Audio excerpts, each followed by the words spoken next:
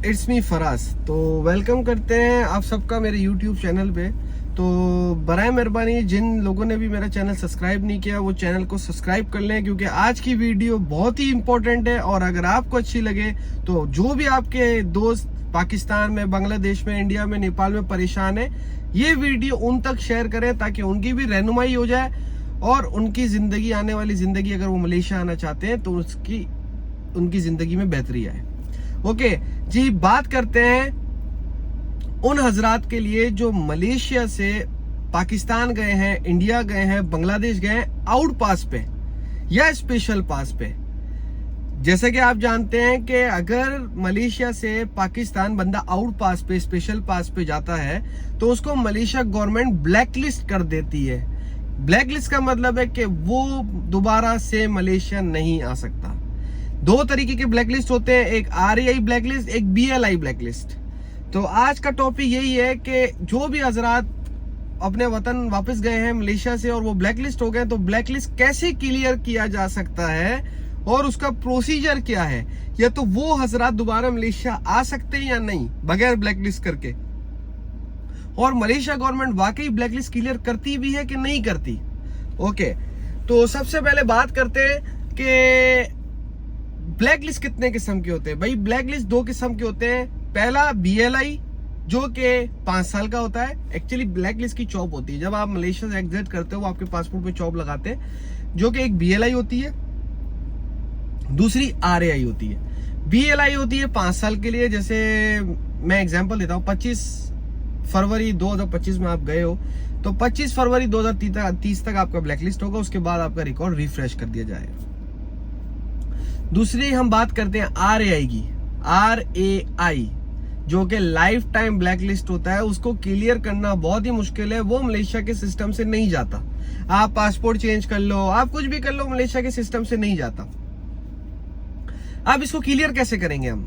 तो जैसा कि आप जानते हो, पिछला जो प्रोग्राम ओपन हुआ था RTK2, उसमें गवर्नमेंट ने बाकायदा ऐलान किया था कि जो भी लारी माजिकान है, BLI है, RAI है, उनका हम ब्लैकलिस्ट क्लियर करके वीजा लगाएंगे। तो जो थाईलैंड से हजरात आए उनका भी वीजा लगेगा। वीजा उनका नहीं लगेगा जो मलेशिया डायरेक्ट आया 2023 में। तो जिस वजह से लोग बोल रहे हैं कि RTK3 खुलेगा। तो अब ब्लैकलिस्ट को कैसे क्लियर हम कर सकते हैं? भाई बहुत सारे ब्लैकलिस्ट हजरात थाईलैंड से वापस मलेशिया आए। अगर आप पाकिस्तान चले गए हो, ठीक है, तो आपका एक ही हल है कि आप थाईलैंड से पाकिस्तान आ सकते हो, ठीक है। जब मलेशिया आ सकते हो। थाईलैंड से आप जब मलेशिया आते हो तो जाहिर सी बात है आपकी एंट्री की स्टैम्प नहीं होती। जब एंट्री की स्टैम्प नहीं होती, जब आप नया पासपोर्ट बनाते हो, ठीक है, तो उसके बाद मलेशिया गवर्नमेंट को पता होता है कि भाई ऐसे वैसे ये आया है, इसका ब्लैकलिस्ट है। जब आप फिंगर लगाते हो आपका ब्लैकलिस्ट बाहर आ जाता है, तो वो आपका ब्लैकलिस्ट क्लियर करके वीजे लगा देती है। अब RTK2 में हमने ब्लैकलिस्ट क्लियर करके वीजे लगा दिए। अब ब्लैकलिस्ट तो क्लियर हो गया, वीजे तो लग गए, लेकिन जब वो अपने वतन वापस गए और जब वतन से वापस आ रहे थे, मलेशिया गवर्नमेंट ने एक स्पेशल पास उनको दे दिया कि भाई आपका ब्लैकलिस्ट अभी भी खत्म नहीं हुआ है। बराए मेहरबानी आप जाके पुत्रजया, अपना पुत्रजया क्या है, पुत्रजया जैसे इस्लामाबाद है, इनका मलेशिया का हेड ऑफिस जो पुत्रजया में है, हेड ऑफिस इमिग्रेशन HQ पुत्रजया में, वहां जाके सारी चीजें क्लियर होती है। तो आप जाएं, अपना माजिकान को लेके, अपने बॉस को लेके जाएं, अपना ब्लैकलिस्ट वहां से जाके क्लियर करें। तो अब जब वहां पर गए माजिकान के साथ, तो भाई वहां पर ये नहीं है कि आप थंब लगाओगे और आपको ब्लैकलिस्ट सिस्टम से क्लियर कर देंगे। वो आपको एक सूरत इशू कर देंगे। सूरत मेरे को गाड़ी में पड़ी नहीं है, मैं आपको दिखाता, वो आपको सूरत इशू कर देंगे। एक्सक्यूज मी, वो सूरत को आपने हमेशा अपने पास रखना है। जब भी आप इन आउट करते हो, वो सूरत आपको, अगर वो पूछ लेते कि भाई आपका ब्लैकलिस्ट है, वो सूरत आप उनको निकाल के दिखा दो, भाई ये मैंने पुत्रजया में मेरा ब्लैकलिस्ट मेरा क्लियर हो गया है। तो ये छोटा सा सॉल्यूशन था। अब बहुत से हजरात पूछेंगे भाई आउट पास पे हम आए, हमारा कैसे क्लियर होगा, हम पाकिस्तान बैठे। भाई उसका सिर्फ एक ही हल है, आपको मलेशिया आना पड़ेगा थाईलैंड के जरिए, किसी भी जरिए, डायरेक्ट एयरपोर्ट से नहीं, दूसरे कंट्री से, थाईलैंड से ही नॉर्मली वहां से आपको आना पड़ेगा। अगर मलेशिया गवर्नमेंट खोल देती है RTK3, तो उम्मीद है कि जो ब्लैकलिस्ट हजरात है जो थाईलैंड से आए होंगे उनका पासपोर्ट चेंज करके वीजा लग जाएगा। इसका सिर्फ यही सॉल्यूशन है। और अगर ये भी नहीं, आप बोलते हैं कि वहां से बैठे बैठे हम क्लियर कराएं, तो ये आपका क्लियर नहीं होगा।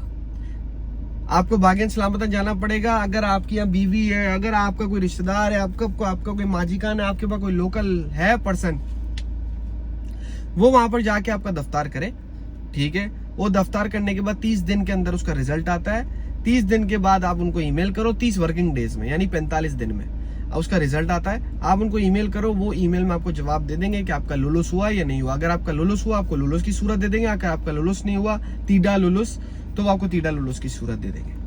BLI तो 5 साल के बाद खत्म हो जाता है, लेकिन RAI का सिर्फ यही ही एक सोल्यूशन है, इसके अलावा कोई सोल्यूशन नहीं है। एक बार आप आउटपास पे चले गए, आपका मलेशिया से दाना पानी बंद हो गया, आप थाईलैंड से वापस आ सकते हो।